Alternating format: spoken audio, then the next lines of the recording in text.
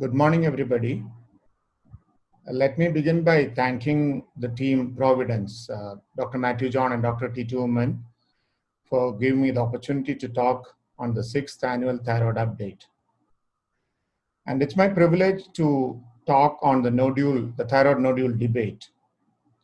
Actually, when Dr. Matthew John had told the topic and the person whom I am going to debate against, I knew that it's not going to be easy because the name Aromil Chegavar itself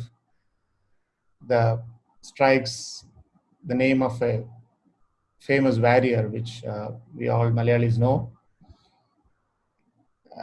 So I know that it's not going to be easy, but I'm sure I'll try to put up a valiant effort and go about looking at this debate from the physician's point of view in terms of monitoring the thyroid disease. So I'm going to talk about let's observe the nodule. Let's not operate. Let's protect the gland from the knife of the surgeon. That's what I'm going to talk in the next 10 minutes in terms of the evidence of this. So this is the case which has already been discussed. A 56-year-old lady with incidentally detected thyroid nodule, normal thyroid function test, no obstructive symptoms, and she's perfectly fine. It was detected incidentally, and she has been on follow-up. Now, for some reason, she has been referred for a second opinion. So November 2019, that's 6 months back, her ultrasound thyroid was done. The right lobe showed a nodule of 2.3 by 2.2 by 1 centimeter size, mixed solid cystic, hypoechoic with regular margins, and there is increase in internal vascularity. So 2 points over here, the hypoechoic and increased internal vascularity are the ones which are worrying. Rest of the thyroid gland is enlarged with features of thyroiditis, no retrocystal extension, no lymphadenopathy. So the radiologist had classified it as thyroid 3, and because of the nodule size and thyroid 3 classification, an ultrasound guided FNAC was done. The smear was good enough. If you read the description, it is typical of a benign nodule. An adequate smear was made, and the pathologist classified it as Bethesda category 2, which is a benign lesion. So the patient was planned for follow-up in discussion, which was the right step at that time. And she has come back this month, May 2020. Still, she's asymptomatic. She's absolutely fine, euthyroid. A repeat ultrasound was done, and the nodule size had marginally increased. The rest of things remain the same, but then a new finding came up, macrocalcification. So the stage was increased to thyroid 4. From 3, it was increased to 4.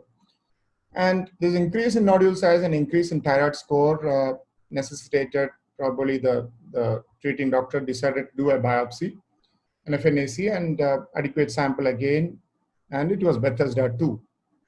So this is a 56-year-old asymptomatic thyroid nodule, which has grown 1 millimeter to 4 millimeter in 2 dimensions, which has grown from thyroid 3 to thyroid 4 in 6 months, and FNAC done twice. Both are showing Bethesda 2, which is undoubtedly benign. So an asymptomatic, undoubtedly benign thyroid nodule in a 56-year-old lady, that's what we are dealing with. That's our decision. Moot point today is to whether to observe this in terms of a medical point of view or to put the patient under the knife by a surgeon. So briefly about the thyroid classification. I'm sure you're all well versed with this. It takes into account different points of the ultrasound, the composition, echogenicity, shape, margin, echogenic foci, and it gives a score. The advantage of this thyroid thing, which has come up in 2017, is that it gives a level discussion ground. It kind of, between different platforms, you can discuss the same point in an academic forum. So the thyroids 3 and 4, which we are discussing as of today, there is an increase in 1 or 3 points to the maximum from 3 to 4. But the risk of malignancy is the one which we are concerned about. And the risk of malignancy almost doubles from 4.8% in thyroids 3 to 9.1% in thyroids 4. The Bethesda system, which is the thyroid cytopathology, which again came in the same year, this has now been accepted worldwide as the decision-making aspect in terms of the cytopathology. And if you see the different classes from 1 to 6, class 2 is the one which we are dealing with today. It is benign. Class 2 lesion, the risk of malignancy is only 0 to 3%. So even class 1 has got a more higher chance of malignancy. It's mostly undiagnostic or the smear is not good enough. So our patient who has got a Bethesda class 2 is having a benign lesion, which has been proven twice. Let's look at some of the evidence in terms of the value of ultrasound and value of this correlation, follow-up of this. This paper, which was published in 2010 January, in the Radiology Journal, it looked at the value of ultrasound correlation of a thyroid nodule with initially benign cytological result, just like our patient. And only one slide I put on this is when you look at this, the highlighted point where the likelihood of a nodule being benign when it is biopsied twice, benign cytological report twice, is actually 100%. So if you get 2 biopsies with Bethesda 2, at that time Bethesda was not there, but benign cytology report, they got the numbers are more than 500, almost 550. So that 100% that nodule is likely to be benign, and the confidence interval are good enough, 0.99 to 1. So this is one reassuring aspect of a benign thyroid nodule in spite of getting repeated biopsy. The ATA 2015 guideline, which has come up in 2016, the American Thyroid Association guideline, which is the most evidence-based in terms of thyroid disease. Here, this flowchart talks about the suspected thyroid nodule with normal TSH. So here, we'll focus this area where the cytology Bethesda system is showing benign or 2, Bethesda 2. Again, there is no controversy, there is no surgery. Surgery is not advocated or advised in these patients. So the rule number 1 is do no harm, because in a patient in whom surgery is not indicated, or rather in patients who are, there is a definite indication for surgery also, thyroid surgery is not without complications. Even in the most experienced hands, most experienced centers, these complications are commonly seen. Hypothyroidism is when you resect a major part of the lobe, either a subclinical or an overt hypothyroidism would be there. Patient needs to be on lifelong replacement. Nerve injury, hoarseness of voice, the cost of the surgery, the chance of bleeding, hematoma, even if you are unlucky, the patient is unlucky, going for hypoparathyroidism, infection, scar, keloid. So all these things are complications of thyroid surgery which are expected.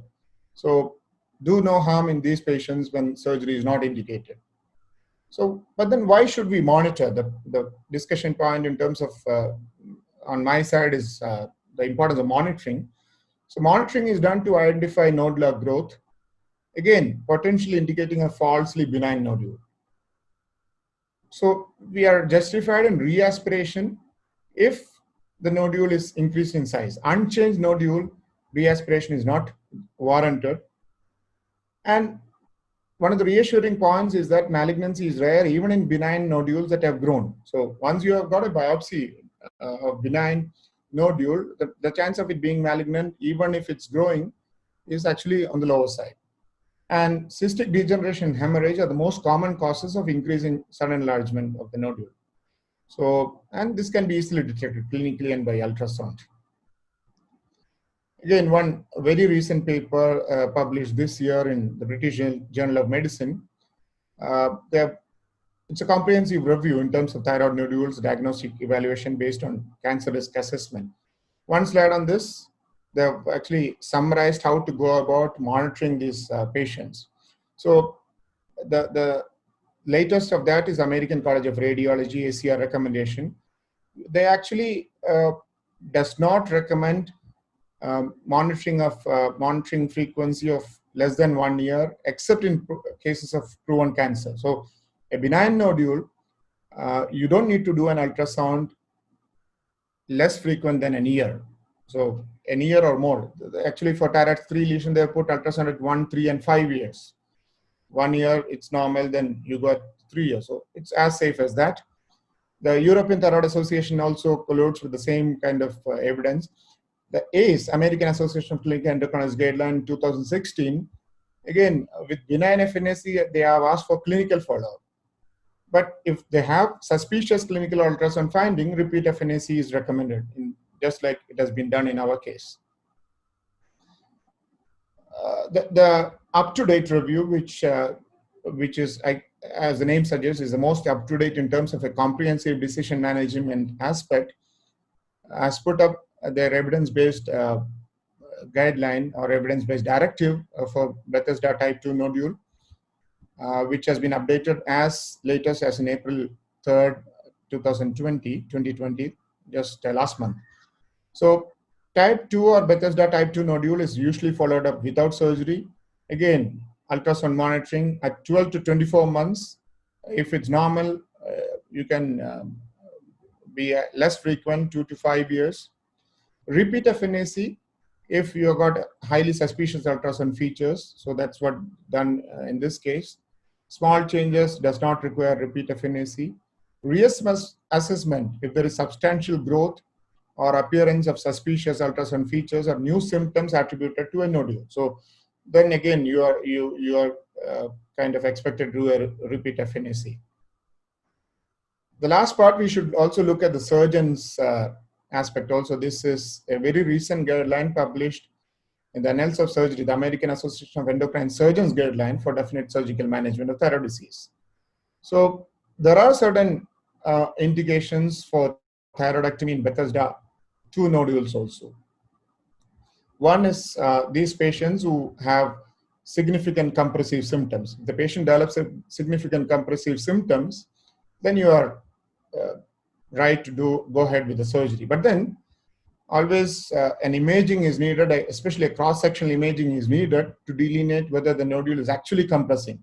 Because I'm sure you have all patients who have kind of millimeter-sized nodule coming with all sort of neck symptoms, attributing that to the thyroid. And if these patients are undergoing surgery, God forbid, they're not going to have relief of any of these symptoms, rather they come with all sort of other symptoms. So a cross-sectional imaging to pinpoint that it's due to the compression is due to the thyroid nodule is absolutely necessary before deciding on surgery. Then progressive enlargement of the nodule, we have dealt with that, a 20% increase or 2 millimeter diameter or 50% increase in volume. Again, they can be offered a repeat FNAC or resection. So the decision has to be made in discussion with the patient. There is actually no absolute threshold for the nodule size. Even if it's more than 3 or 4 centimeter, actually it is not an indication per se for the surgery, but depending on the patient preference, you can go ahead. And cosmetic reason, if the patient is worried about a nodule which is protruding, then that's an indication for a Bethesda 2 nodule going under the knife. So concluding, for the given patient, there is absolutely no indication to do surgery because it's a case of asymptomatic, undoubtedly twice biopsy proven benign nodule in a 56-year-old lady, and she can be safely monitored clinically and with ultrasound every yearly, or even after the first year every 2 yearly or 5 yearly as per the guidelines. Thank you. So I've learned by this quote by Hippocrates again: first do no harm, and let's not do an unnecessary surgery in this patient. Thank you.